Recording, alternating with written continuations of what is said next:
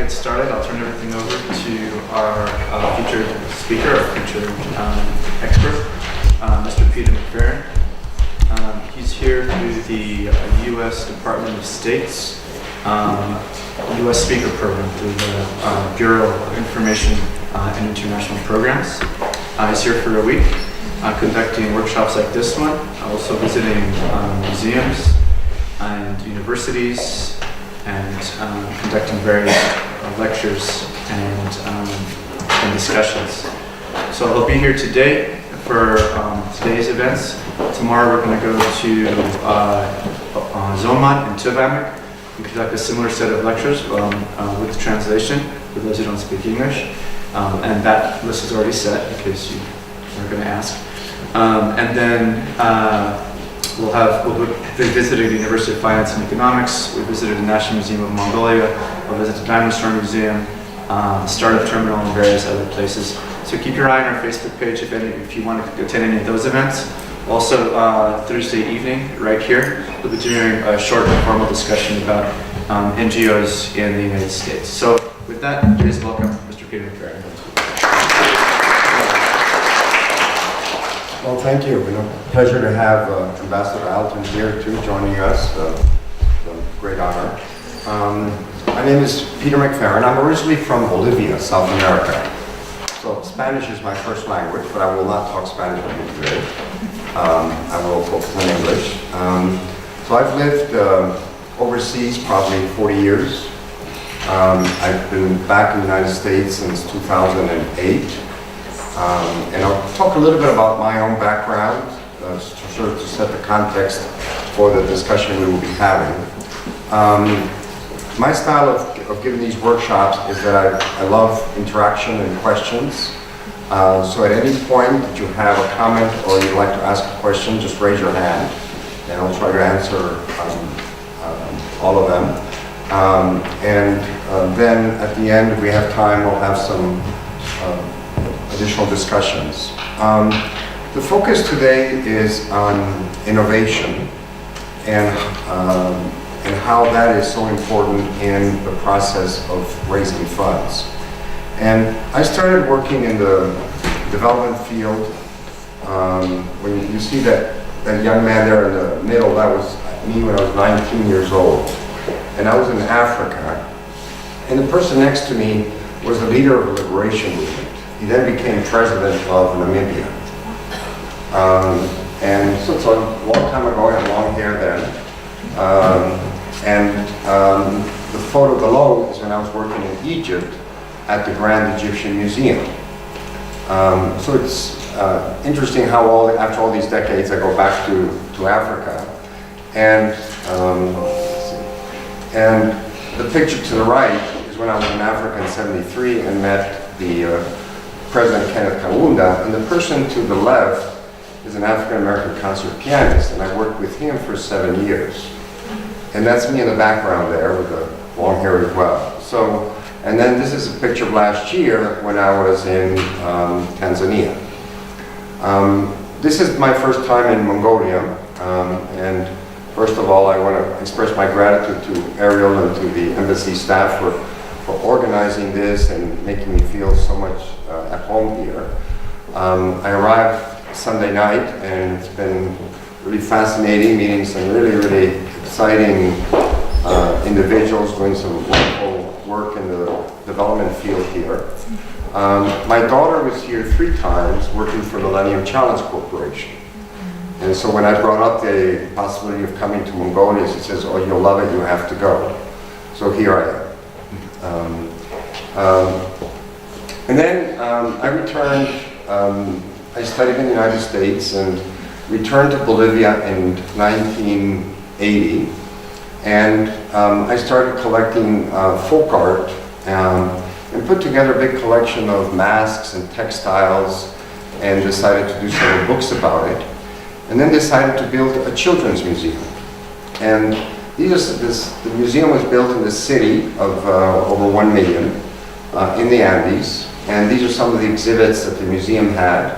Biodiversity, technology, the human body, reproductive health, And then I've worked on museums in Lake Titicaca. This is an old train station. The foundation, and I established a foundation in Bolivia that was also involved in handicrafts, and we developed a national handicraft program, and worked on training, worked on design and production. And the project of the museum, for example, is something that I decided I wanted to do. I had no background in museum, and I proposed doing a debt swap to fund this museum. And everybody thought I was crazy because I had no idea what a debt swap was, and I'd never taken a course in finance, and I decided to do a debt swap.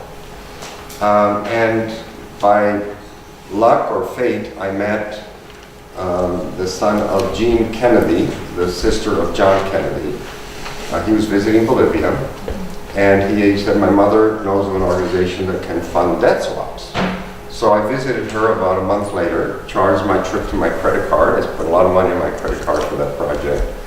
And I presented the idea of doing a debt swap. And I use this as an example that what's key, first of all, is to have an idea, to have a vision of what you want to do. And I had a few sheets of paper, some sketches of what a museum would be, but that was about it. You know, we've been having paid staff. All this work I did as a volunteer. And so it's this debt swap that allowed a lot of these programs to go forward. And then we did exhibits on different subjects. And we developed this handicraft program in Lake Titicaca, where we taught men and women how to do different types of handicrafts. And this is the museum complex that we built on the shores of Lake Titicaca. Once again, this was an idea. The location was spectacular, and I was able to get the funding to build this. There was also, in all these projects I'll tell you a little more about, there were complications. They also decided to build a second children's museum in a colonial city of Sucre, and we converted, the photo on the right is the old water tanks of the city, and we converted the water tanks into a museum for children. In part funded by the debt swap. And with the debt swap money, we bought a whole city block in the colonial section of the city, and put this together. And this is some of the gardens and areas, and this is right in the middle of the city.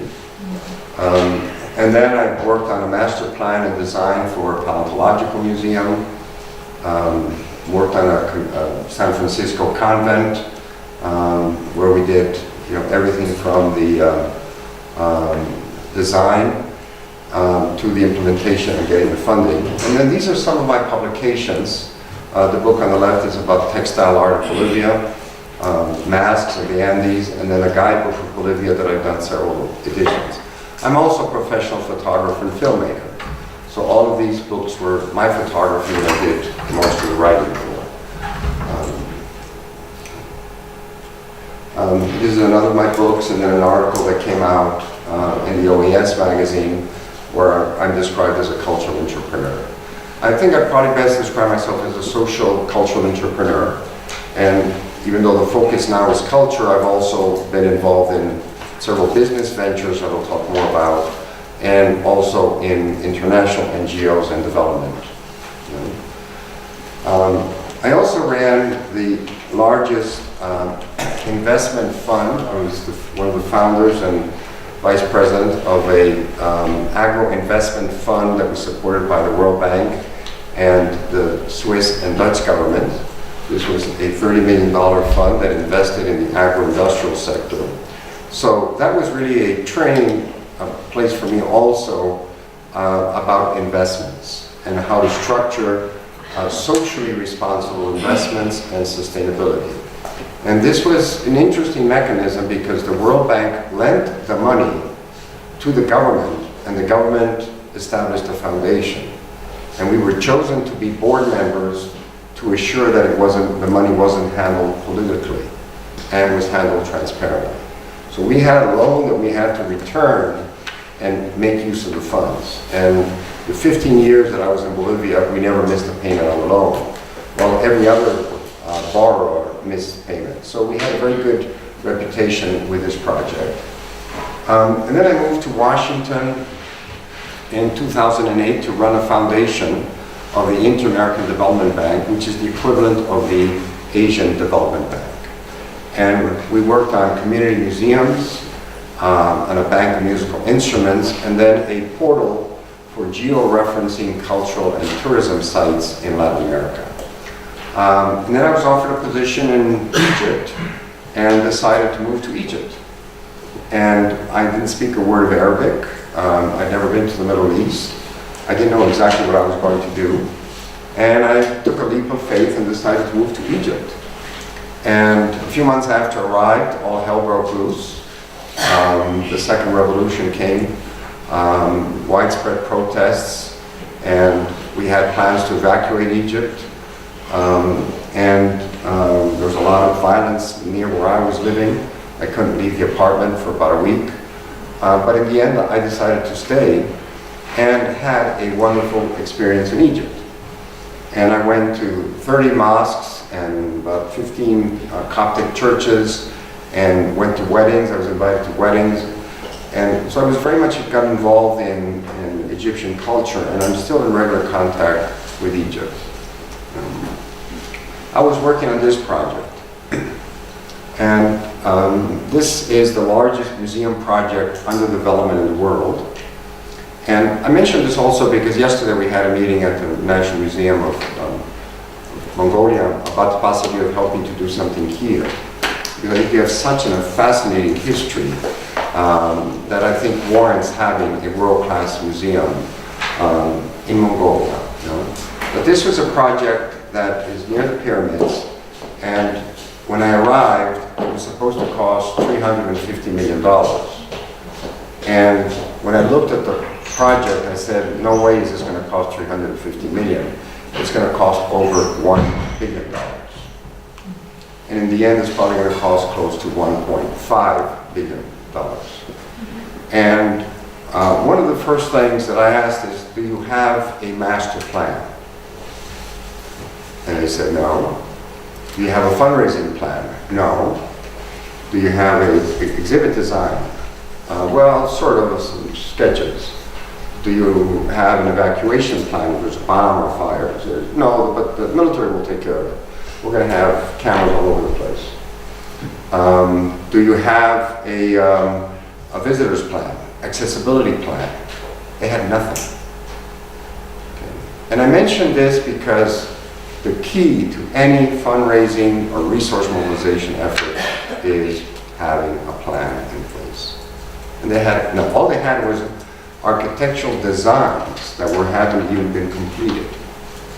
There was not an environmental plan. That big structure you see there in the middle of the desert does not have one solar panel. And the project started in 2002, was supposed to open in 2015, and might open in another 2 more years. So it's taking them 18 years to build it, and it's costing them 4 times more than they calculated because they did not have a plan. Also because there are changes of the political situation, and because there was a lot of corruption. So this shows you what the construction is all about. And then I did a lot of work with Habitat for Humanity in the United States. And I'm working on a project for a planetarium digital dome theater for the Dominican Republic and Panama. We also talked about doing something like this here in Mongolia. No? And then I've been working with UNDP on a cultural complex in the Dominican Republic. No? And then this is my own company. It's a digital health platform that I have developed with a team of software engineers. And where we have a system for operating clinics and hospitals in emerging economies using software. And this is sort of the way that the whole system is structured. And the reason I share this also is that first, it's never too late to start something new. You know, don't think because you're 40, 50, or 60 that it's too late. You know, it is always possible if you have the will and the passion to do it. So the areas we'll be covering will be the importance of innovation, building a strategic fundraising plan, marketing communications, fundraising for nonprofit organizations. I'll also be talking about options for for-profit organizations, social businesses, social enterprises, crowdfunding, public-private partnerships, grant preparation and writing, ethics in fundraising. Very important. And then there's a slew of reference material that I will be sharing with you. I'm going to share, or the embassy is going to share this presentation with you afterwards. So don't bother taking notes about what I'm saying. You'll get it all in writing. Okay? And I finished this last night because I tried to adjust it as much to what I see are the needs and the realities here. And yesterday I had a great meeting with representatives of about 10 NGOs. And it was very impressive the work that's being done here, and the commitment of different organizations and people. So I've tried to incorporate some of the ideas that were brought up. But to me, innovation is about connecting ideas, experiences, processes, mindsets that can change how we work as a civil society organization. Innovation is key to everything that we're all doing. The process of innovation will determine if you are successful in your efforts or not. It is a multi-tiered tool for resolving problems and effecting change. Organizations that do not innovate will not survive in today's world. To be successful, you need to have a vision, strategies, work as a team, and count on an efficient and transparent institutional framework. I want to emphasize that. Count on an efficient and transparent institutional framework. If your organizations do not have your accounting, your management systems in order, you will have trouble raising funds. It's a key part of your work. So by being innovative, one, it reduces dependency on one source of funding. I found that a big issue in my work in Latin America and Africa and the States, that often organizations are tied to USAID or tied to the Inter-American or the Asian Development Bank, and then the funding ends and they're no longer able to sustain themselves. So that's very important. It assures sustainability. It helps the continuation of services and programs when the economy or circumstances change. So often we see a new government come in and says, I'm not interested in a particular subject, and they will stop funding it. Or an international NGO moves out. Here you have the case. MCC has been doing a great work until that project ended. Now hopefully it will be extended. But the funding then affected the institutions that were working. In the case of Bolivia, USAID was investing about $130 million a year, and they were thrown out by the government because we have a populist socialist government that's very much in line with the Venezuelan government, and they threw out USAID. And hundreds of NGOs had to close. And since all the money went through the government, it affected a lot of projects, including projects that I was working on. And what you'll also find is that donors will be interested in your organization having a diversified source of funding.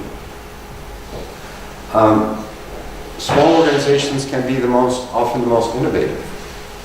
Some of the least innovative organizations are sometimes the big organizations that have been around for a long time and do things the way they've been doing it.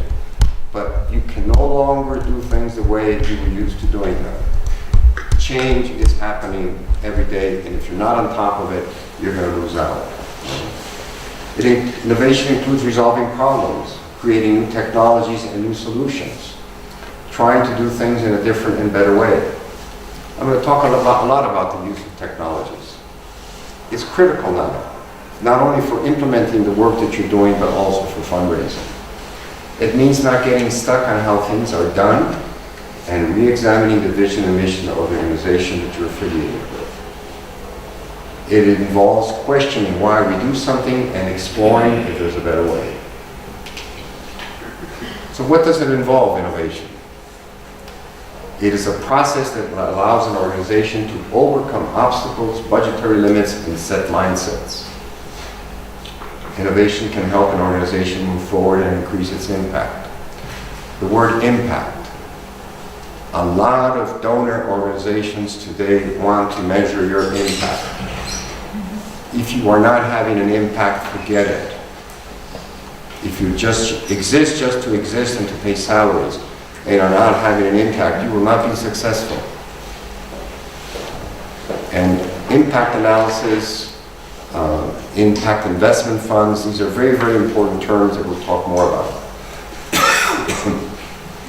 Innovation is to think without barriers to solve problems and challenges that we face. It involves questioning preconceived ideas. Innovation is trying to obtain results with limited resources and increasing the impact of your work. Fundamentally, it involves examining new and better ways to do what we do. So if you are afraid to change, and if you want to do things the way you've been doing for the last 10, 20 years, my observation is that it's not going to go well. If you're not willing to innovate and make use of all the latest tools, not only for fundraising, but basically for managing your organizations. So, to begin with, I think it's important to have an innovative mindset. And this is not defined by age, it's defined by mindset. One would think that the biggest entrepreneurs are in their 30s and 40s. That's not the case. There's innovation taking place across all generations. I'd like to think that everything that I'm doing, I'm constantly innovating. There should be an innovative mindset that values new ways of doing things. You should also examine the risks associated with being innovative, keeping always in mind maintaining the confidence of the donor and the support of the communities where you work. Analyzing risk. Being innovative doesn't mean saying, oh, then there's no risk and pretending there's no risk. You need to understand the risk of everything you're doing. What happens if the government changes? What happens if there's a new outbreak of a disease? How do you respond to it?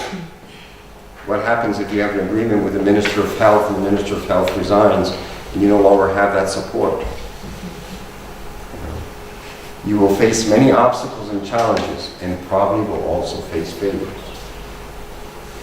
And the capacity to face failures and to learn from them is also very, very important. And all of us have and will face failures, all of us. To give you an example, the Children's Museum that I built, 3 city blocks in the middle of the city of La Paz, invested over $10 million. I put a lot of money out of my own pocket into it. I put 15 years of my life into it.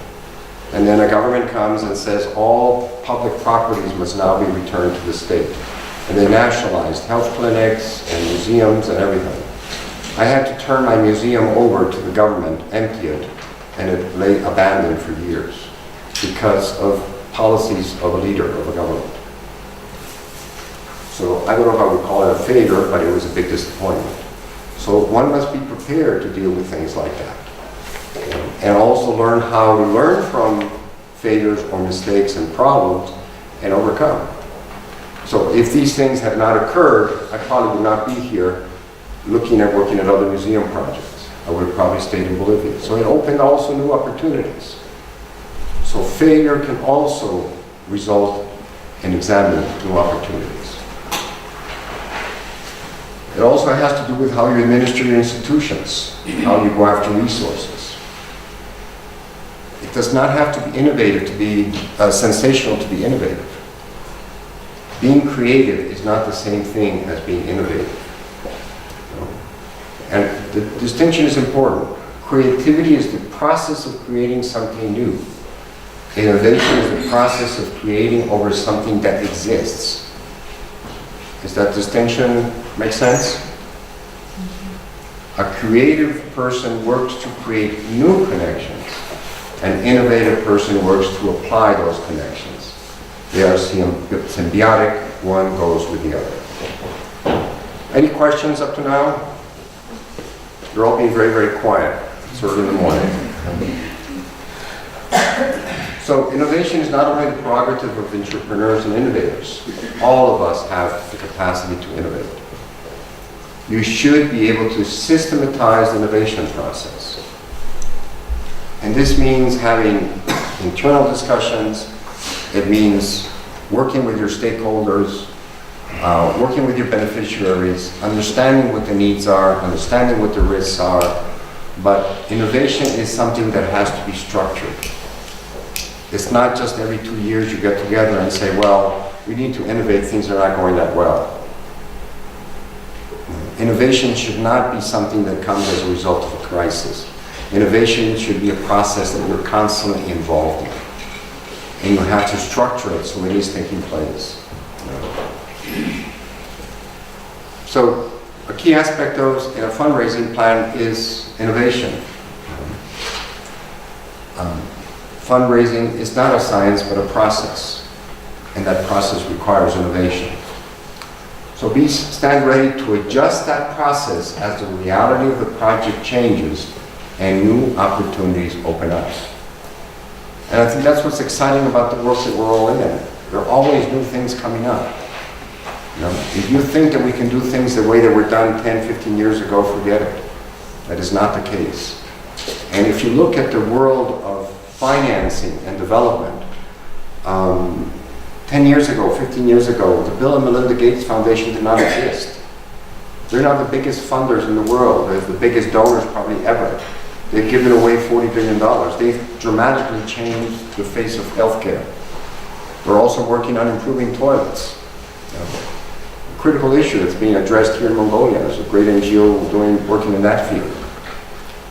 So the funding base has changed dramatically. And there's been a bigger shift from governments providing bilateral aid to more support from multilateral organizations and from foundations that are now linked to the technology fields. Be ready to recognize the limitations of any plan. A fundraising plan it's a plan, but also has to be adjusted. And when I was working at Habitat, they had a strategic plan that they had put together 4 years before. And it hadn't been changed in 4 years. A strategic plan has to also be re-examined. They did not have a fundraising plan. So when I talk about the importance of a fundraising plan that we're going to go into more detail, I have met organizations in the United States and Latin America that do not have a strategic plan for an organization and do not have a fundraising plan. This big museum in Egypt did not have a strategic or fundraising or practically any other plan. The experience and the passion you feel for your work will help you overcome any obstacles so your efforts will bear fruit. We'll talk more about passion. Passion is not something that they will teach you in college. It's passion, it's something that you feel. It's your commitment to a cause. It's a commitment to making a difference in the lives of others. If you don't have passion and if you're doing your work just because it's a job, that's fine as well. But if you really want to have an impact, you must do things with a passion. As I said, passion is not taught. It's something that you feel, and in order to feel this too, you also have to be surrounded by people who will support it. If you have a dream, you have a passion to do something, you can't do it alone. So if you do not have a team to support this, you will have difficulties implementing. So some of the fundraising strategies we'll talk about is always be open to connecting with possible donors. And some of the best connections that I've made have been at diplomatic receptions. I used to go to pretty much all of them because that's where you meet person to person. Everybody in the organization should be part of the resource mobilization efforts. How many of you here have a person who works in resource mobilization?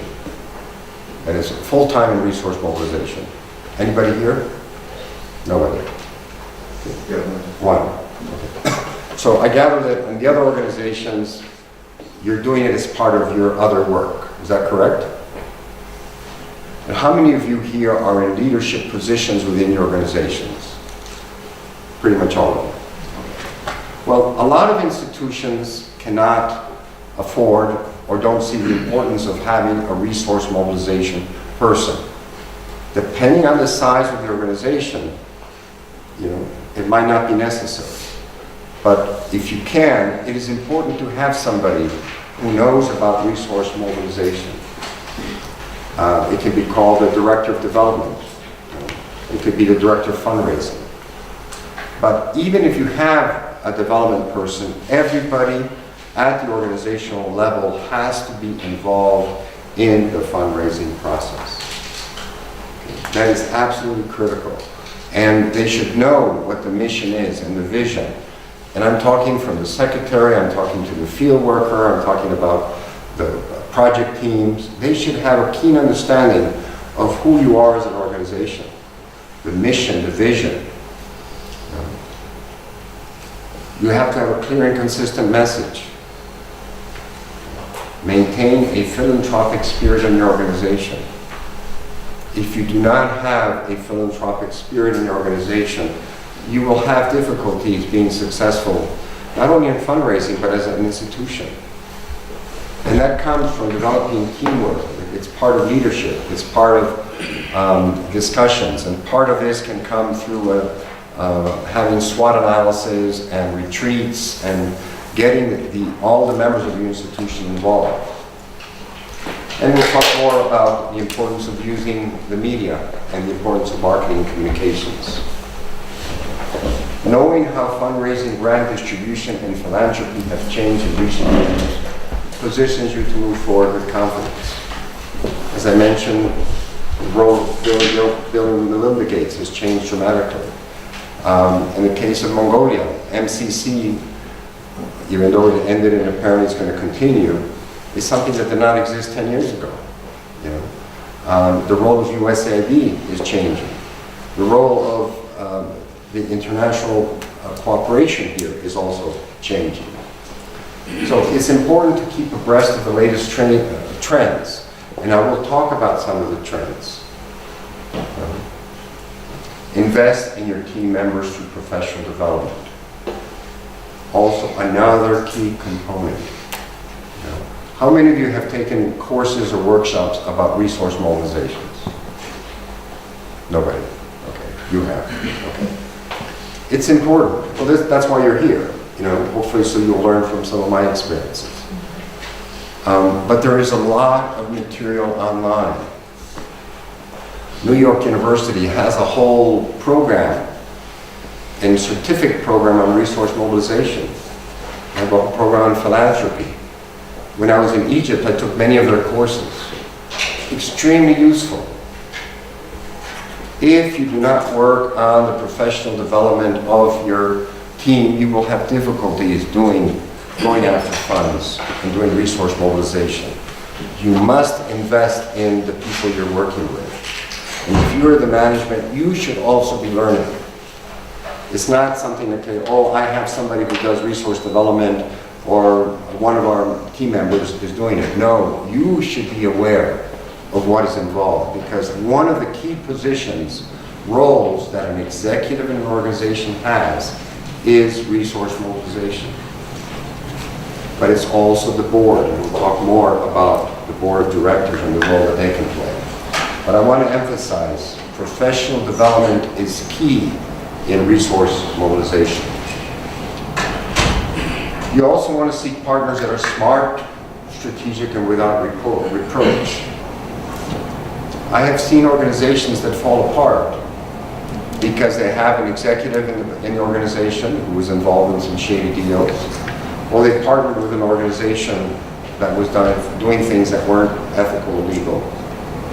So it's also very important, we'll talk more about ethics in fundraising, but it's also ethics that has to do with the overall structure of your organization.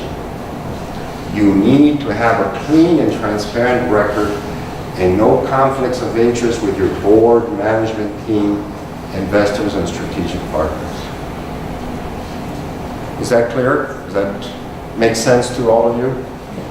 This means that if you have a board of directors who has a construction company and you're building a school, you're not going to hire that construction company to build your school unless there is an absolutely transparent process where the board member is not involved and that company has the best offer. But everywhere in the States, Latin America, this is a big issue. There are a lot of NGOs, a lot of foundations where there are clear conflicts of interest and funds are not handled transparently. In the States, there was recently a veterans organization. They were using 80% of their income on overhead and fundraising. They would fly first class all over the world. They would have their retreats in fancy golf clubs. Very little money was reaching the beneficiaries. This was revealed by the media, and eventually they had to shut down. There was a big NGO in Washington that was working in Afghanistan and was also doing, where the husband, the wife, and the kids were all involved in this foundation, and the director was making a fortune, and they had to shut down as well.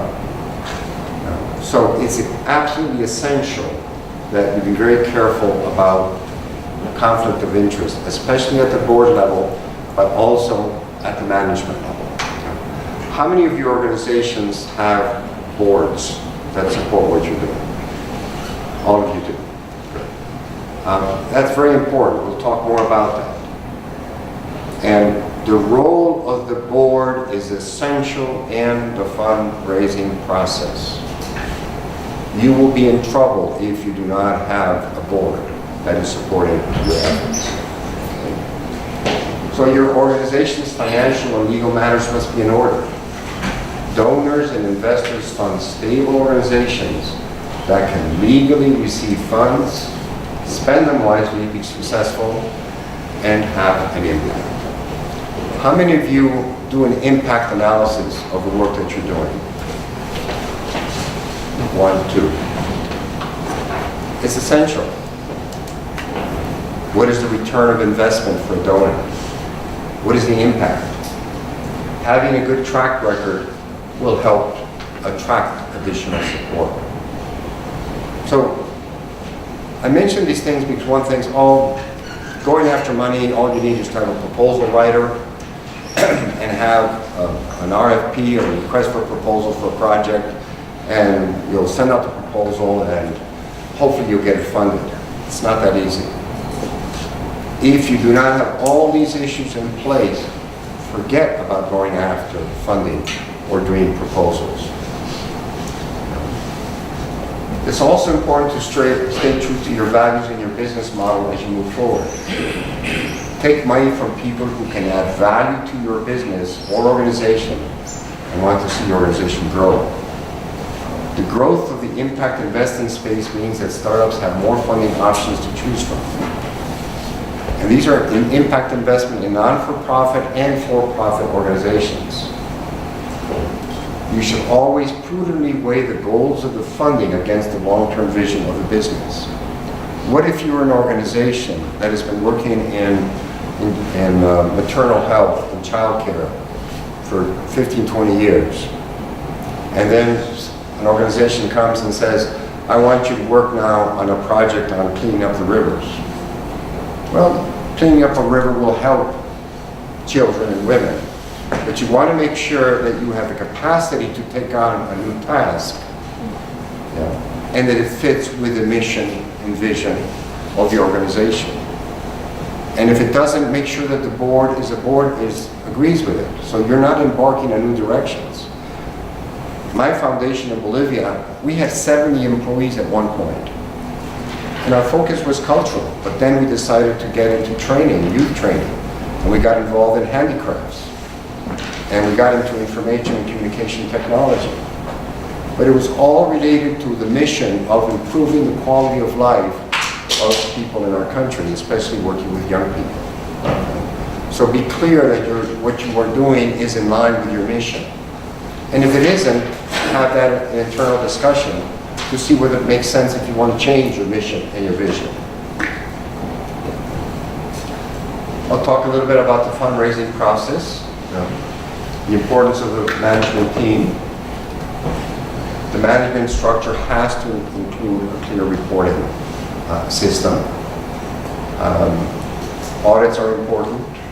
We'll talk more about marketing communications and getting the word out about what you're doing.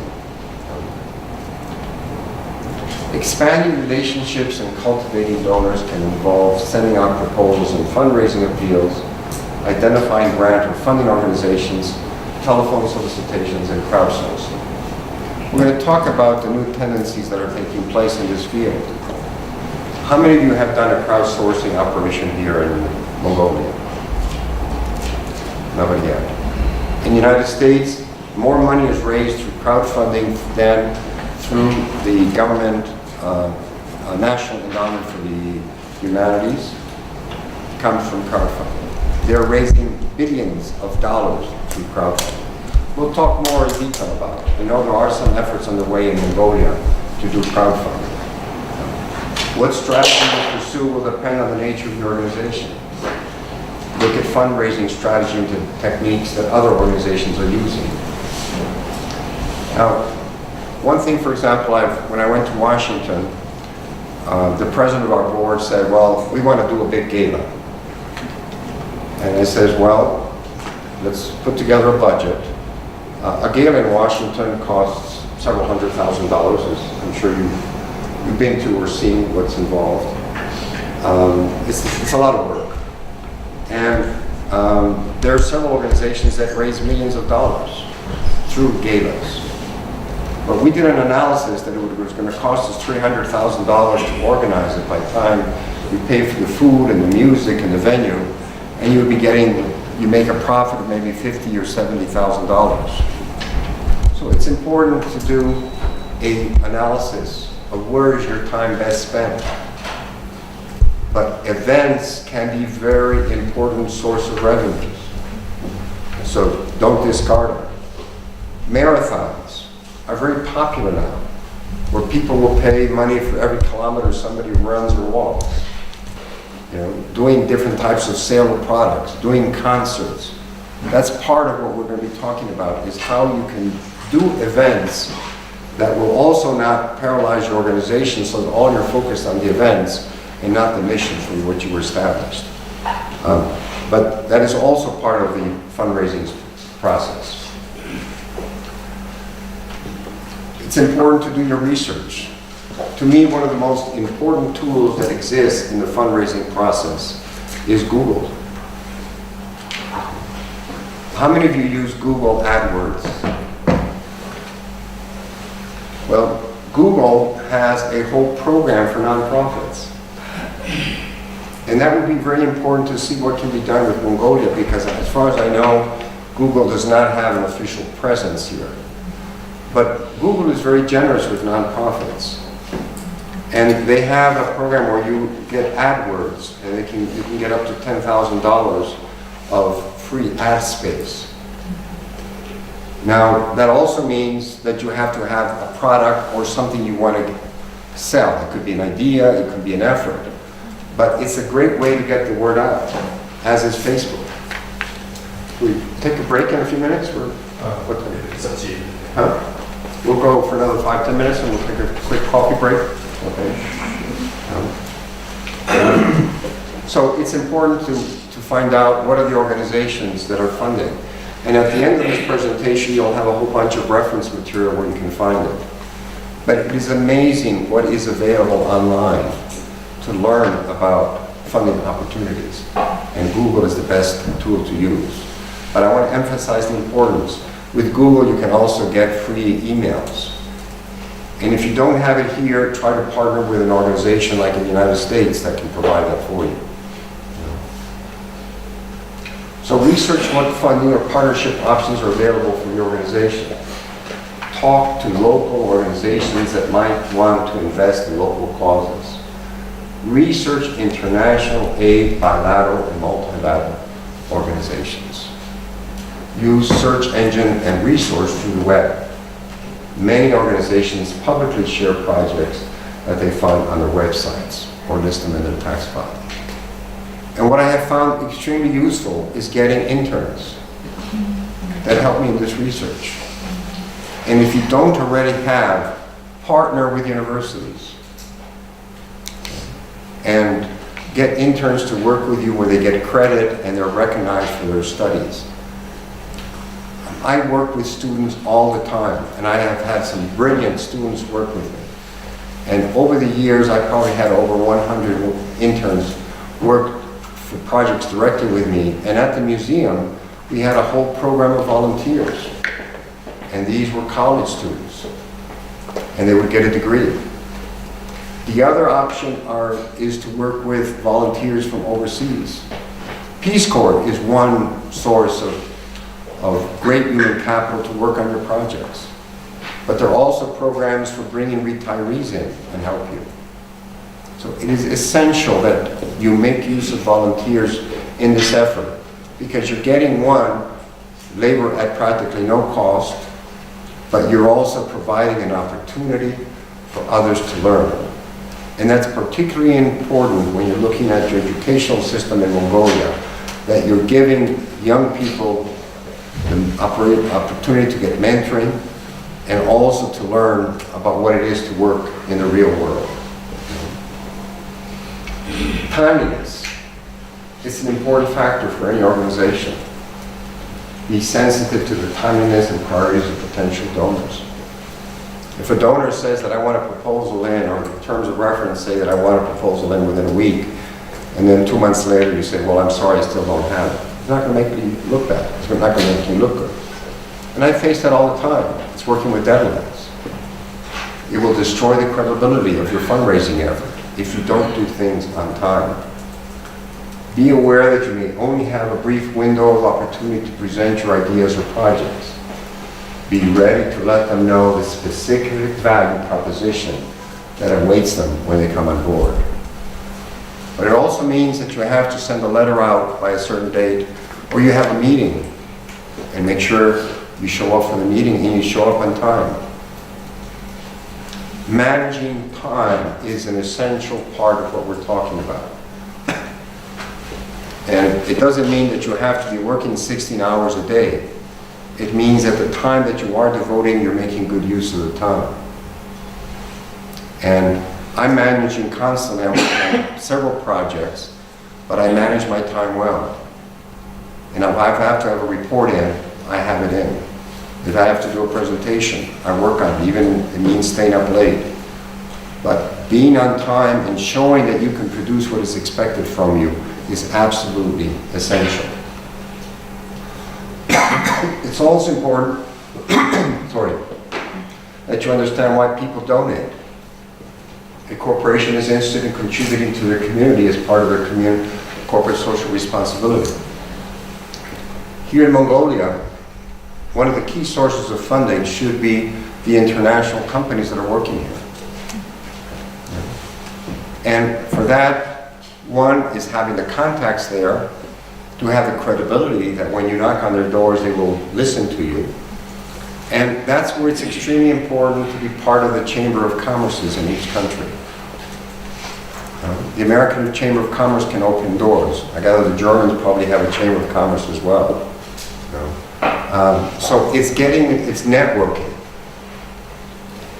One of the key aspects of what we're talking about is building networks.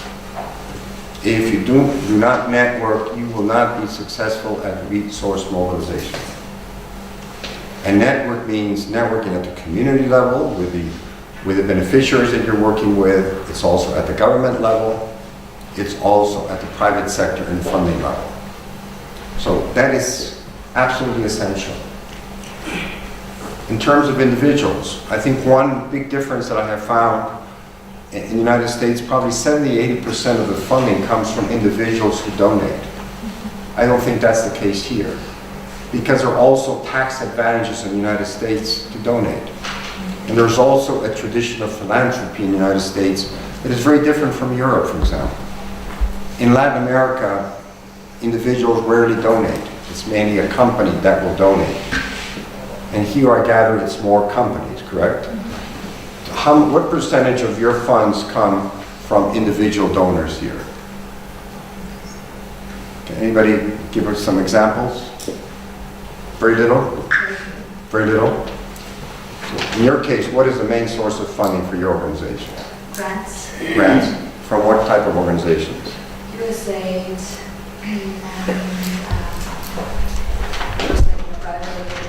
Most of the United States can. But, for example, that's something that... European. Pardon? European Union. European Union. That's something I think that needs to be worked on, is that there are individuals here who have money. And that's where joining efforts to get policy changes can be very, very important, so that you have access to individuals, and individuals will be willing to donate. But also, an individual will donate because she or he feels passion and commitment to what you're doing. That is extremely important. And the executive of a company that's going to authorize the company to give you money is going to be much more interested if he or she knows that what you're doing is having an impact. And for that to happen, you have to get them involved. You have them to know, they have to know what you're doing. And if they don't know what you're doing, they're not going to be interested in donating. And that's where marketing and communications can help. You know? So what's key with all these different issues is having a strategic fundraising plan. This plan has to be built on the strategic plan of your organization. How many of your organizations have strategic plans? About 10. Okay. How many of you have a strategic fundraising plan? Nobody. That's not unusual. Okay. It's not unusual. But first, start out with a strategic plan for your organization, because that will give you the mission, the vision, the objectives, the goals of your organization as a whole. And there are guides you can find online. You get a lot of reference material here. But first, get a strategic plan for your organization. And the best way to do it is do a retreat, where all the key members of your team go away somewhere for 2 or 3 days. You don't need more than 2 or 3 days to do it. And you have a leader who has experience, who can help to identify what the needs are, what the priorities are, and help produce a plan. And the best ideas in a strategic plan come often from the field workers. So the strategic plan is not something that is put together just by the executives of the organization. If you think that by having the president, the executive director, and head of programming come up with a strategic plan, you are wrong. You need to involve all the key stakeholders in your organization.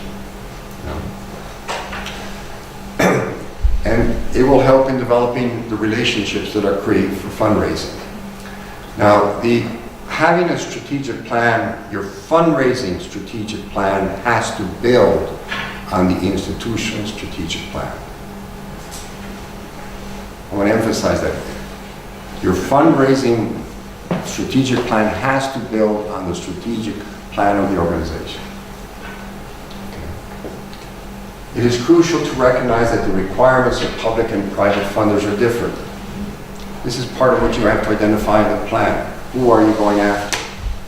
Public bodies and charitable organizations are usually interested in how a project will enhance the lives of others.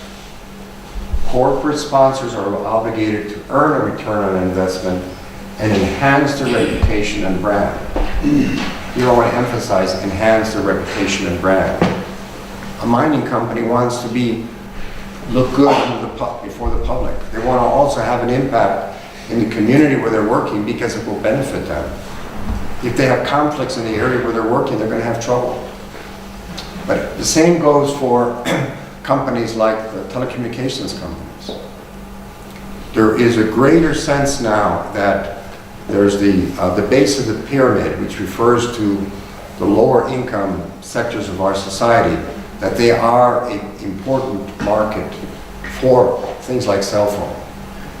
I wager that probably 80–90% of Mongolians have cell phones. These telecommunications companies also have a role in corporate social responsibility.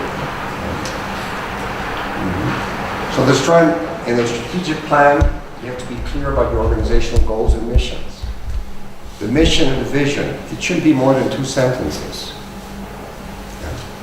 And in other workshops that I give where we have, usually 2 or 3 days, I have the teams break down and come up with the outline of a fundraising strategic plan.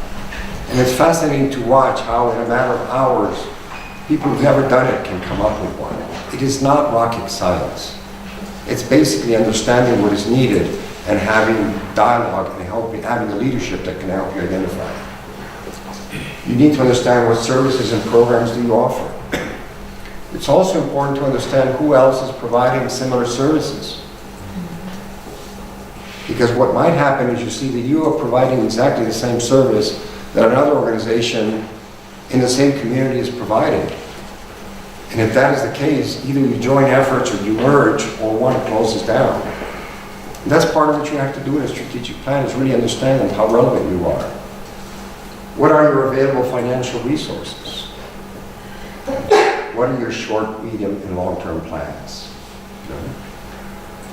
So the components of a fundraising plan, including having a great idea and entrepreneurial spirit, we talked about that. Being creative and persistent, building a solid team, and taking risks. The word persistent. I often jokingly say that I want to get a doctorate in persistence. Okay. It is a key element of what you're doing. Persistence. It's part of what is being an entrepreneur. If you are not persistent, forget it. If you are not persistent, forget about raising money, about being successful in what you're doing. And being persistent requires courage. It requires vision. It requires being able to fail and overcome your failures and learn from your mistakes and do things better. So being persistent is critical. You won't learn that in college. But I have learned that from my experiences in life, that if you're not persistent and go and keep at it, you won't be successful. The other component is the SWOT analysis. How many of you have done SWOT analysis in your organizations? That's 6, 7, 8. It's extremely important. It is identifying the strengths, weaknesses, opportunities, and threats. I could give a several-hour course just about SWOT. There's a lot of reference about it on the web, and there are templates you can use. But it's a very, very useful tool to understand what are the strengths, what are the weaknesses, the opportunities, and the threats. It helps you divide between what is external and what is internal to your organization. But it is one of the best tools that you can use in developing a strategic plan. So should we take about a quick 10-minute break for coffee and we'll continue? Yeah. Thank you. So we've got some coffee.